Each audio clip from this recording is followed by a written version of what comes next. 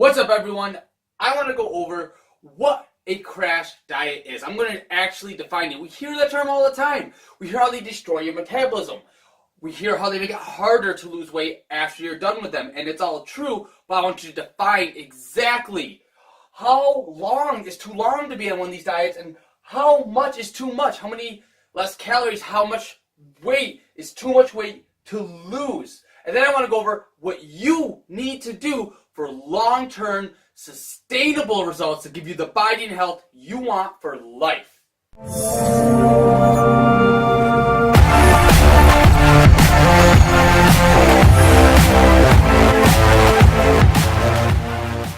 Alright, so too much and too long. Jumping right into it, if you lose more than 1% of your body weight per week, that's too much weight loss. That's too much. If you weigh 300 pounds and you're losing more than 3 pounds a week, that's probably too much, too quick. And how long is too long to diet? How long is too long to lose weight? For the average individual, I would say anything more than 12 weeks at a time. You shouldn't try and lose fat for more than 12 weeks at a time. You should kind of phase your weight loss for many different reasons that I'll get into here. But generally, these are good guidelines. The only people that could possibly fall outside these guidelines are the type of people you see on, like, My 600 Pound Life, where them staying at their weight, that risk far outweighs them losing more than 1% of their body weight. Those are very rare cases. You are not one of those cases, more than likely. No matter how you feel, no matter what part of your body you always pick on yourself about, your thighs, your waist, whatever, you are not that person. This is too much for you, and this is too much for you, and here's why. Alright, so the reason you don't want to lose a bunch of weight quickly, and the reason you don't want to do a very long-term, more than 12-week weight loss plan, is because, number one, your metabolism. Now, the way I'll explain metabolism right now is the amount of food you can intake and eat without gaining or losing weight. There's a lot more to it. Your metabolism's far more than that, but that's what you have to think of it as. The amount of calories you can eat. If you want to lose weight and your metabolism, your calories right now are at 2,500 to maintain, you have to eat less than that to lose weight, more than that to gain it and put muscle on. Or just 2,500 to maintain it. If you diet for a long time, the longer you diet, the more weight you lose, because one of the big components of your metabolism is your body weight. Your metabolism goes down. A smaller person generally can't eat as much as a bigger person. And there are other factors like bone density and muscle mass and all these things in there. The muscle mass is actually one of the most important ones. That's why no matter what you're doing, fat loss or muscle gain, you need to strength train, period. So that keeps your metabolism up, but really, it doesn't really matter, no matter how much weight training you're doing, your metabolism is going to go down as you lose weight. It's going to go down and down and down and down and down. You're going to have to eat less and less and less and less and less, which then you're just go nuts. It's hard. Because you're eating less and less and less, you're missing everything. Now your cravings are shooting up. You want all the shit that you can't eat, all the junk food that you can't eat. So your cravings end up going up and your energy levels go down. You don't have as much to work with.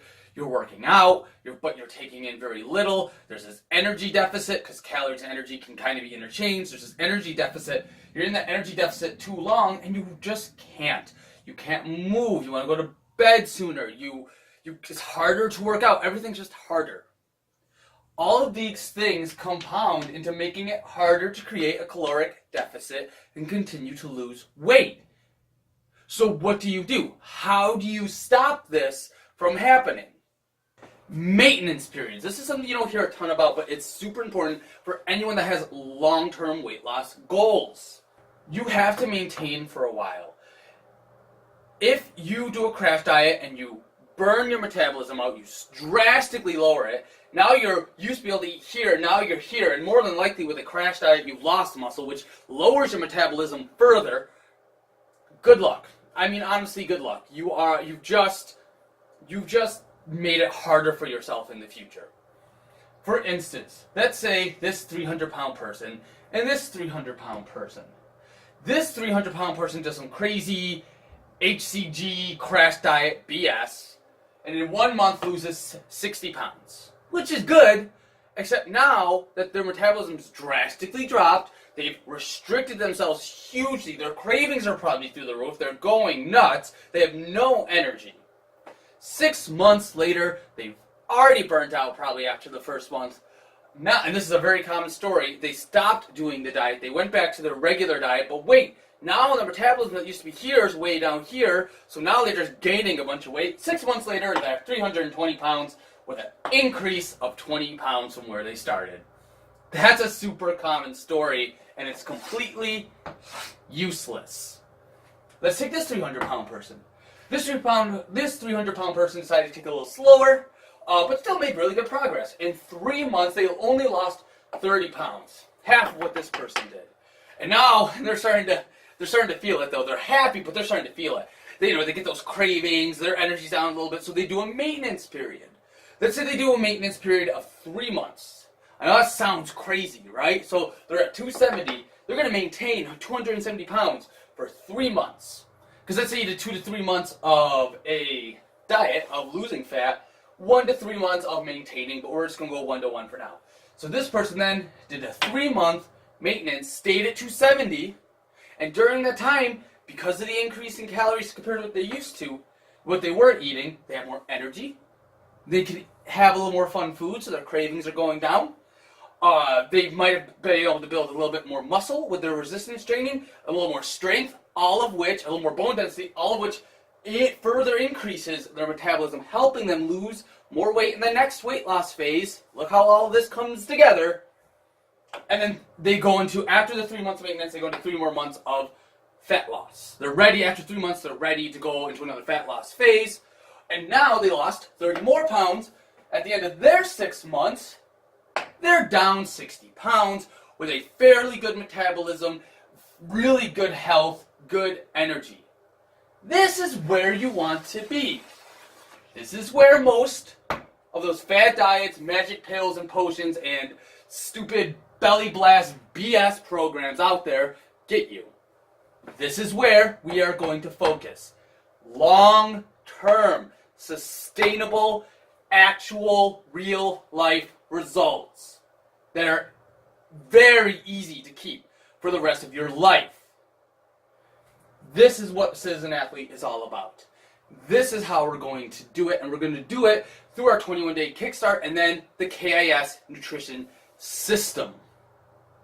So if you're a client of mine, you know what those are. If you're not, you can hit us up at Citizen Athlete in either our Facebook or Instagram and ask us about those programs.